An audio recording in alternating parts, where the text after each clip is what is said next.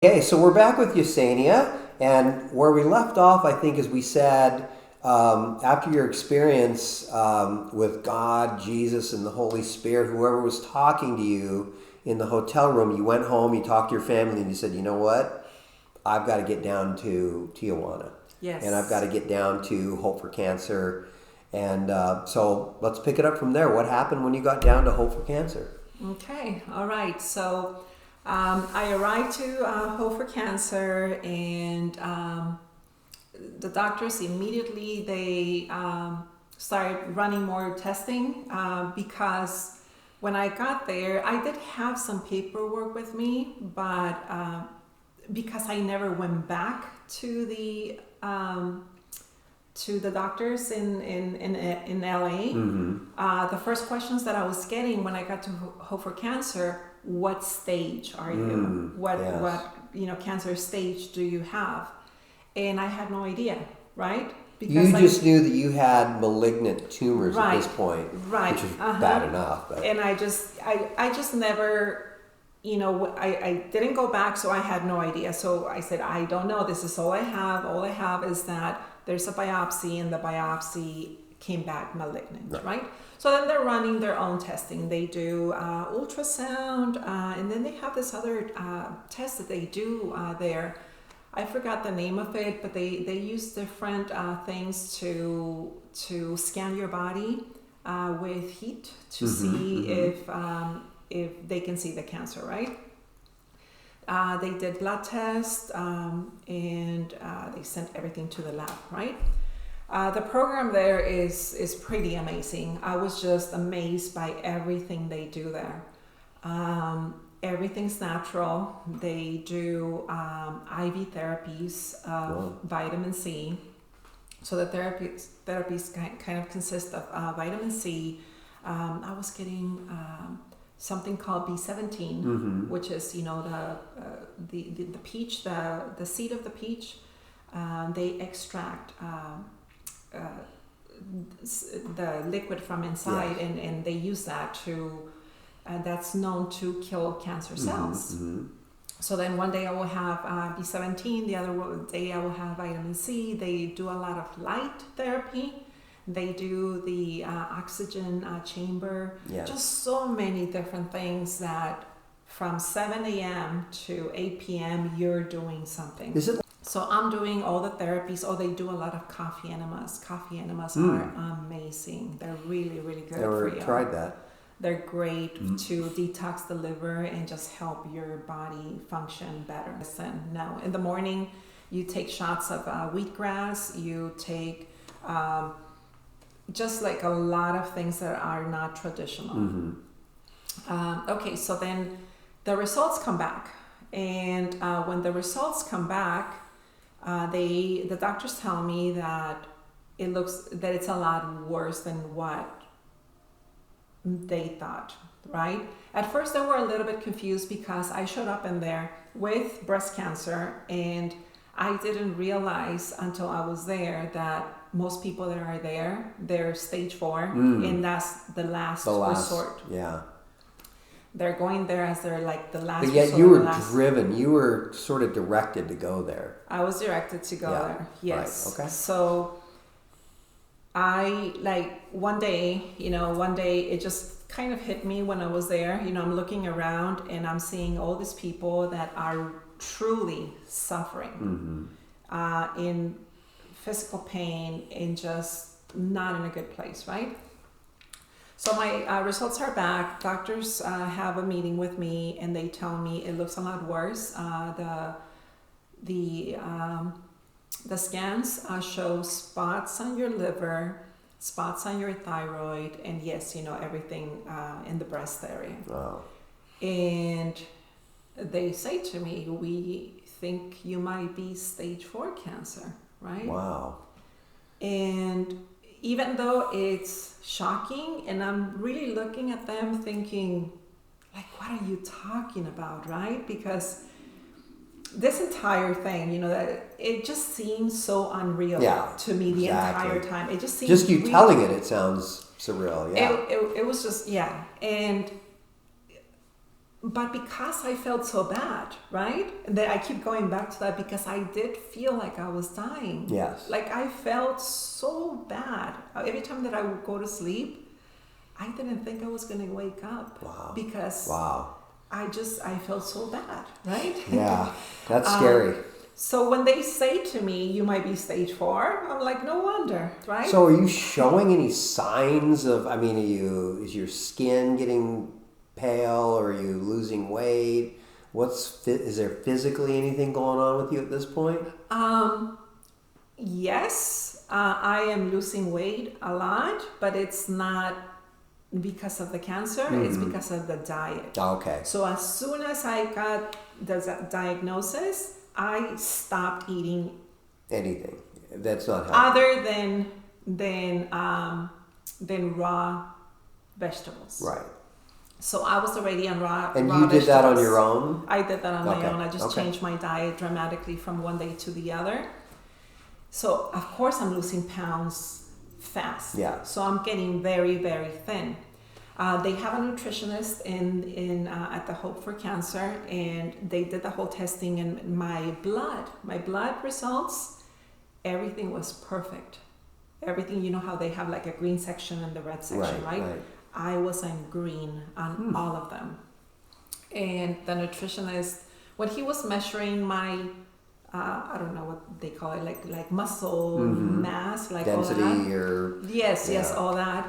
He said to me, "You're like the healthiest cancer patient I ever had." That's good. That's good to be something. That's a good sign. So other than me losing weight and me feeling like I'm dying, I mean, right? Yeah. Like it's just like challenging because I felt so terrible.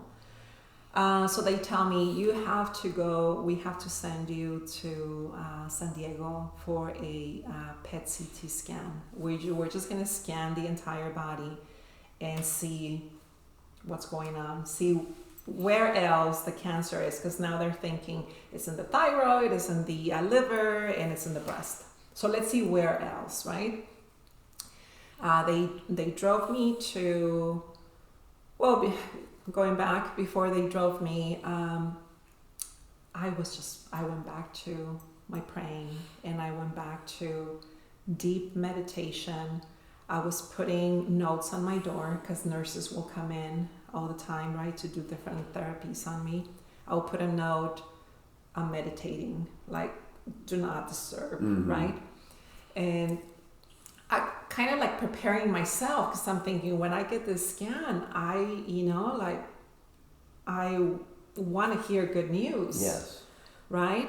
So I was meditating and praying, and then the day, arrived where they picked me up. They took me to San Diego, and I was doing this, the wait was 3 hours, by the way. And I was doing this prayer, if you want to call it prayer, but it's by Dr. Wayne Dyer. So Dr. Wayne Dyer, I was listening to his lectures, and he has this beautiful prayer that says something like, you talk to the illness, you talk to the cancer, and you ask the cancer to leave your body. So it was something like dear cancer, right? Or cancer. Yeah. I understand that you came to my life to teach me some lessons. I know what the lessons are now. You can leave my body now. You're not allowed in my body. Leave now. So you're kind of like telling the cancer to leave your body. So I was doing for 3 hours. That's all I was repeating in my head, right? So then I get the scan. They drive me back, and when I go back, I'm just, if I had anxiety before, now the anxiety is just, I can't even measure the anxiety, right? The anxiety just got so bad that I can't even call it anxiety. I call it despair, right? Yeah. It was more like despair and pain. And I remember the day before I got my results back, I'm sitting and I'm having lunch with the rest of the patients, and I'm looking around, and I just don't know what to expect. I'm trying to be hopeful, but because I feel so bad, it's hard for me to be hopeful, right? Yeah. And I'm looking around the table, and I look into the person's eyes. The person sitting next to me was stage 4 cancer, and I don't know how to describe this, but I saw death in his eyes. Like I saw death in his eyes, and I covered my face. Of course, I didn't say, I see death in your eyes, right? I covered my face, and I started like crying. I couldn't stop crying. I covered my face. So I got up, ran in my room, went straight to the bathroom, and I looked at myself in the mirror, and I looked into my eyes, and I was looking to see if I saw death in my eyes. And I started having this conversation with myself, and I said, I don't see death in my eyes. Why am I here? Why am I here? But I was just like resentful. Yeah. And I was angry. And I was saying, why am I here? There's no death in my eyes. Yes, I feel like I'm dying, but there's no death in my eyes. Why am I here? And I just started crying, and I ended up on the floor, just complete mess, right? The following day, I get a call saying, your results are here. The doctor is walking to your room, and just make sure you're there. Don't leave your room. And I'm shaking, and I'm praying, and I just holding on to God, right? Saying, please, please just give me a miracle. And the doctor walks in there, and I'm just like looking at him, like trying to figure out, like depending on his face expression, to see if he looks like serious or what, right? And he smiled at me. He smiled at me, and he said, don't worry, good news are pretty fast to give, and you'll be able to go and, continue your daily therapies. So then he says that, and I'm like, okay, it's good news. Like, what are the good news, right? So I sit down, and he tells me, your results show no cancer in your liver, no cancer in your thyroid, and doesn't even show any cancer on your breast. Wow. That's crazy. That is crazy. That was just like, I was so confused, right? And I'm just looking at him, and I'm saying, what do you mean, right? He's like, it doesn't show any cancer anywhere. I'm going to come back and talk to you. And, he's just like saying more things. And I just start sobbing, and I just start crying, and I'm just saying, God gave me my miracle. Like, God gave me this miracle, and he listened to me. And I was just kind of like in disbelief, because I did not have a relationship with God prior to this. And I didn't think that I deserved to be heard by God or to be given a miracle, right? And I just feel so much gratefulness, and I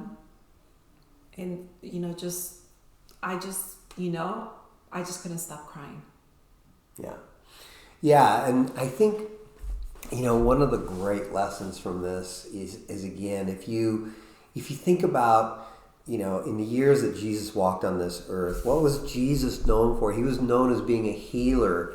He would walk up to, deaf people and blind people. They had leprosy. They couldn't walk. They were, all of these things, and just from his touch, right? But it wasn't so much his touch as it was the faith that the people had in Jesus that he could cure them, right? And so, that night that you were in that hotel, I believe you received a message from Jesus that said, it's going to be okay. Yeah. And he touched you. He touched you that night. He really did. So, all right. So we are going to pick this story up. We're going to take another break. This isn't the end of the story. There's more to come. There's a lot more to come. So we are going to take a break, and we're going to come back. And this is, this is a story, and it takes, like I said at the beginning, it takes a lot of twists and turns and things that I don't think Yesenia saw them coming, and I don't know that you'll see them coming when you hear the rest of her story. So we're going to take a break, and we're going to pick it up, and we'll be back.